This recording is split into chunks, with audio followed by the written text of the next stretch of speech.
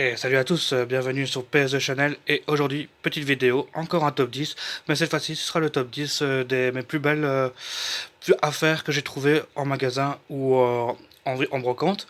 Et aujourd'hui ce sera que du PAL, donc du PAL FR et du PAL EK.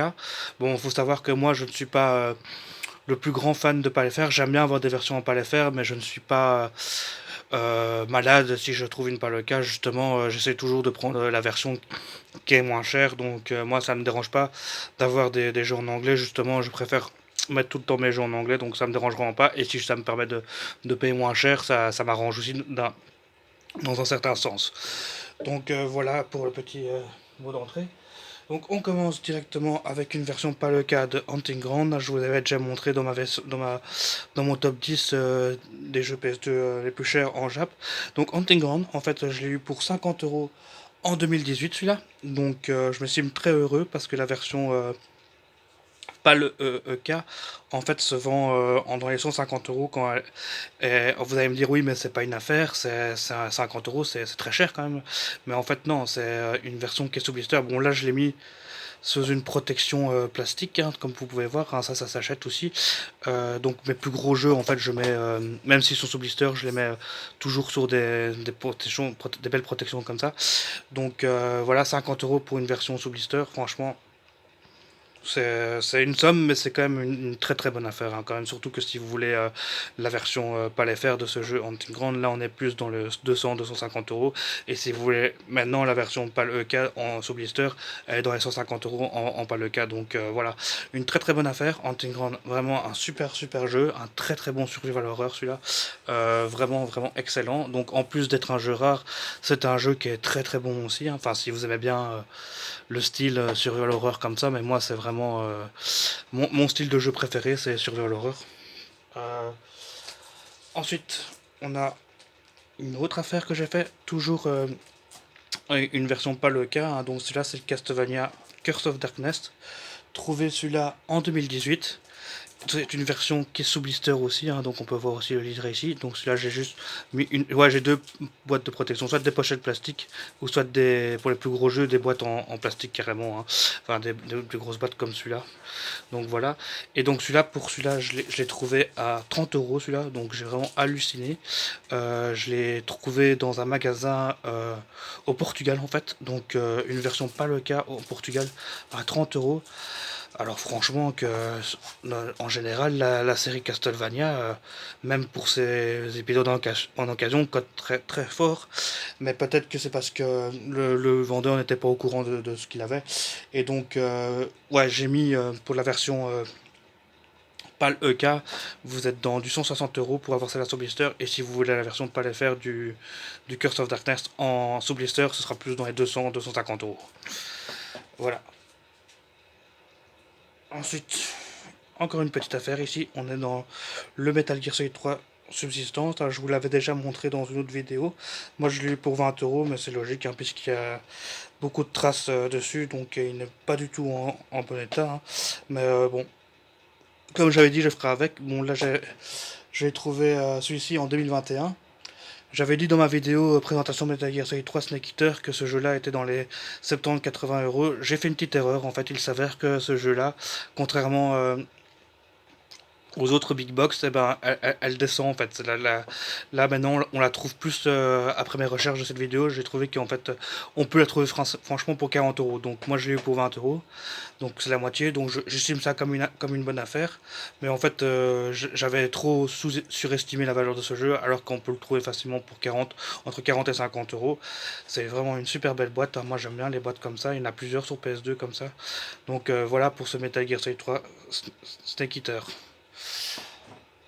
Ensuite, on a le Splattermaster, donc Splattermaster, hein, qui est le Splatter Action qui est sorti d'abord au Japon, hein, sur la série des Simple 2000, hein, Simple 2000 qui est une petite série au Japon, hein, des jeux pas chers pour les gens qui avaient peu de moyens à l'époque et pour qu'ils puissent jouer quand même à la PlayStation 2.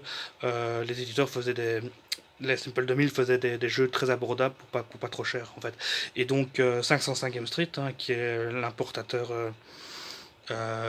italien qui lui est un habitué d'aller chercher ces jeux-là et de les proposer en Europe. Bizarrement, les jeux sur 5 Game Strip, ils sont tous très chers. En fait, enfin, pas tous, mais il y en a beaucoup qui cotent vraiment. Et donc, moi, celui-là, c'était une super bonne affaire parce qu'en fait, je l'ai eu pour 15 euros, celui-là. Donc, aussi trouvé dans un magasin au pif une fois. Et donc, à mon avis, ils ont dû le vendre pour rien, ils se rendaient pas compte de ce qu'ils avaient. Ou alors, peut-être ils l'ont eu pour 5 euros, et ils le faisaient 15, peut-être c'est possible qu'ils faisaient une marge et ils faisaient pas au prix de la cote. Enfin, tant mieux pour moi. Trouvé celui-là en 2019, celui-là. Et ouais, accrochez-vous bien parce que moi je l'ai eu pour 15 euros, mais en fait ce jeu-là se vend dans les 60 euros en fait. Donc très très content de l'avoir rentré. Il est pas commun. Je possède aussi la version japonaise de ce jeu-là qui est beaucoup moins cher d'ailleurs. Mais ouais, c'est un bon petit jeu aussi, un petit truc un peu à la Splatterhouse comme ça en fait, hein, mais c'est plus enfantin, mais c'est quand même assez malsain quand même. Mais c'est un très très bon, c'est un bon petit jeu comme ça. Ensuite, on a le Resident Evil Dead M. Alors, je ne sais pas si c'est le plus rare des Resident Evil Dead, des Resident Evil sur PS2. En tout cas, moi, j'ai quand même mis longtemps à le trouver. Car quand j'avais commencé ma collection au tout début en 2018, je cherchais beaucoup les titres Capcom. Et celui-là, je le cherchais et je ne le trouvais pas en fait, hein. Et donc, je regardais sur internet tout le temps, il était dans les 60, dans les 50-60 euros à chaque fois.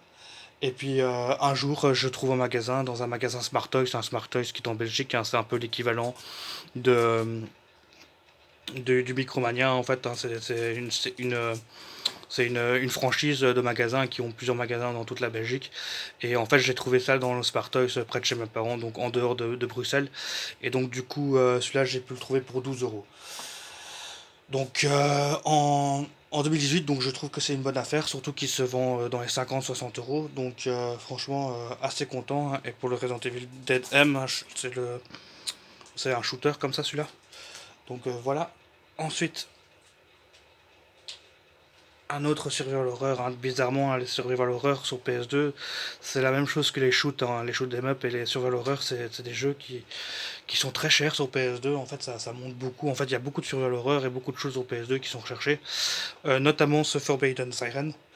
Donc celui-là, j'ai vraiment eu de la chance. Je l'ai trouvé en brocante celui-là et je l'ai eu pour 10 euros. Franchement, super content. Pour une fois qu'on trouve une affaire en brocante, c'est pas un truc que je trouve tous les jours, hein. C'est même très très rare, surtout que ce Siren se vend dans les 60 et 100 euros. Donc voilà, super bonne affaire. Ça aussi, c'est un bon survival horror aussi. Moins bon que Hunting Ground et que Silent Hill, mais ça reste sympa aussi. C'est sur le folklore japonais. C'est vraiment un très très bon jeu aussi celui-là. Ensuite, un autre jeu aussi obscur qui est pas trop connu, c'est le Trapped. Trapped, qu'est-ce que c'est? C'est aussi un survival horror où on pose des pièges comme ça. C'est un jeu qui est pas commun non plus du tout. C'est un jeu bizarrement que je n'ai jamais vu en magasin. Je l'ai trouvé en brocante celui-là aussi et je l'ai eu pour 7 euros. Voilà, une dame faisait à la base pour 10 et finalement j'ai pu le négocier à 7 euros. Et en fait, il s'avère que c'est pas une pièce très très commune de la PS2. Enfin, je l'ai pas souvent vu dans les collections des collections PS2. Je trouve que c'est un jeu, en plus c'est un jeu Tecmo, donc c'est un bon éditeur aussi Tecmo. Donc celui-là maintenant vous pouvez le trouver entre 30 et 40 euros. Donc voilà, c'est pas un jeu qui cote vachement. Je crois que c'est un jeu qui est pas trop connu et donc tout le monde s'en fout un peu de ce jeu, mais en fait c'est pas un jeu si courant que ça en fait, hein. Ensuite, on a le Gradius. Gradius 3 et 4, donc voilà, Gradius, un shoot, hein, voilà, donc un shoot normalement c'est très cher les shoots, hein, ça se vend très très cher, et moi je l'ai eu pour 5 euros, celui-là je l'ai trouvé en brocante, donc voilà, vraiment eu de la chance aussi ce jour-là, donc ouais, il se vend celui-là donc entre 30 et 60 euros, ça dépend, mais c'est comme généralement, comme j'ai dit juste avant, les shoots ont tendance vraiment à côté, hein, surtout sur PS2, c'est un truc de fou, hein, vous prenez n'importe quel shoot, en général, c'est la centaine d'euros, hein. Vous pouvez prendre le Dragon Blaze, le Tengai ou d'autres shoots comme ça. Ils sont tous très chers, mais par- paradoxalement, les deux Gradius qui sont. Bon, celui-là il est moins bon que le 5, mais le 5 et celui-là sont des shoots qui sont très bons et qui sont pas si chers que ça. Peut-être le fait qu'ils ont été très très bien vendus à l'époque, c'est possible. Mais donc voilà, celui-là trouvé en 2019, tranquille. Ensuite, l'une de mes meilleures affaires en brocante, celui-là, là j'ai vraiment halluciné quand je l'ai vu celui-là. C'est un jeu très rare, c'est Grim Grimoire en fait, hein, et celui-là j'ai pu le trouver pour 3 euros. Alors je vous explique que j'avais commencé à faire la brocante, je cherchais des jeux PS2, j'avais rien trouvé, et avant de partir, je vois quelqu'un qui commence à mettre des jeux PS2, il y avait quelques jeux PS2 et quelques jeux GameCube dans son sac, je regarde, bon c'était tous des jeux classiques et tout, et puis je vois ce jeu-là dedans, et je dis mais c'est quoi ce truc? Et puis je dis ouais, je connais pas en fait, hein, pas du tout, hein, je sais même pas c'est quoi ce jeu, donc je pars un peu. Et je prends quand même le réflexe de regarder sur mon téléphone, hein, c'est quoi ce jeu, c'est quoi sa cote et tout. Et en fait il s'avère que c'est un jeu super rare en fait, hein. Donc c'est le Grim Grimoire. Et donc moi je l'ai eu pour 3 euros, trouvé en 2020 celui-là bizarrement. Et ouais, j'ai regardé sa cote, en fait il se vend entre 100 et 120 euros en palais fer. Donc voilà, ça c'est vraiment une de mes plus belles affaires. Je crois même que c'est la plus belle affaire que j'ai trouvée en brocante. Donc parfois ça vaut la peine, même si je commence à en avoir un peu marre de tout le temps les brocantes, parce il y a beaucoup de gars qui vendent ça très cher maintenant, les ratisseurs, etc. Bon, c'est le même problème partout, mais assez étonné d'avoir trouvé une super affaire comme ça quand même. Donc voilà, hein, c'est Koei qui l'a fait. Hein. Koei, c'est les mêmes qui ont fait les Shin Megami Tensei, je pense, ou c'est Atlus, je sais plus. Mais c'est des gars qui sont réputés pour faire des très très bons RPG japonais. Alors celui-là, je ne sais pas du tout c'est quoi le genre du jeu, mais ouais, non, je ne connais pas trop. Hein. Mais quand j'ai vu la cote du jeu, j'ai halluciné et je l'ai pris directement à 3 euros. Voilà. Ensuite, la meilleure affaire que j'ai pu faire, c'est ces trois jeux-là dans. En fait, je vous explique, un jour, ma soeur me ramène une PS2 d'un ami à elle qui déménageait et donc il voulait se débarrasser de sa PS2 et de sa vingtaine de jeux. Et ma soeur dit, ouais, bah, mon frère, lui, il aime bien les jeux, il collectionne et tout. Alors il a dit, ok, pas de problème. Donc il a ramené une PS2. Déjà, la PS2, c'était une PS2 qui était pucée et tout, donc je pouvais jouer. Elle était complètement dézonée. C'était vraiment une PS2 de compétition. Il y avait l'appareil pour mettre le disque dur à l'arrière ou le modem. Et donc dans ce lot-là, donc ces trois jeux, je les ai eu pour 0 euros. Donc on commence avec le Red Ninja. Donc voilà, le Red Ninja pour 0 euros. C'est un jeu qui n'est pas du tout commun, hein, celui-là. C'est un jeu qui peut se vendre dans les 40 et 80 euros. Ça dépend, on trouve de tout et de rien. Donc 40, je l'ai vu à 40, je l'ai vu à 60 et je l'ai vu à 80 euros. Donc peut-être que ça dépend de la version. Peut-être que la version à 40 c'est la version pas le cas. Et la version à 80 c'est peut-être la version pas les faire. En tout cas, c'est pas un jeu commun, c'est un jeu qu'on voit très peu dans les collections. Moi perso, je le connaissais pas. Donc je l'ai vu, je l'ai essayé. C'est un jeu assez sympa en fait. Ensuite, on a le ICO, donc ICO et Shadow of Colossus. Bon, là, Shadow of Colossus, il me manque le fourreau, bien évidemment. Mais pour le ICO, par exemple, celui-là, je l'ai aussi pour 0 euros, puisqu'il était dans le lot que ma soeur m'avait ramené avec la PS2. Et donc, voilà, ICO, si vous le voulez, ce jeu, c'est particulier parce qu'il faut le fourreau, il faut les cartes qui sont dedans, et il faut le prospectus, le manuel, en fait, hein, la notice, pardon. Et donc, pour ce jeu, quand il est complet, vraiment en très bon état, donc ce qui est le cas du mien, on dirait vraiment qu'il est en très très bon état. Bon, là, il y a un petit trace aussi peut-être, mais ça va encore, hein, il est vraiment complet de chez complet.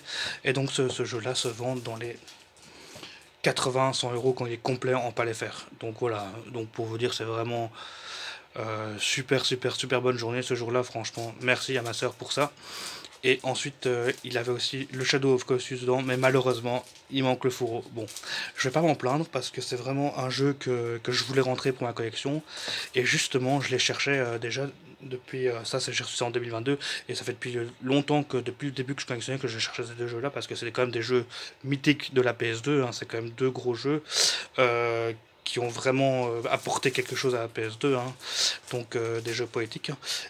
Donc celui-là pour le Shadow, il cote moins, il est dans les 60-70 euros maintenant, complet je parle. Et donc voilà, donc voilà pour cette vidéo. Merci à tous, à la prochaine.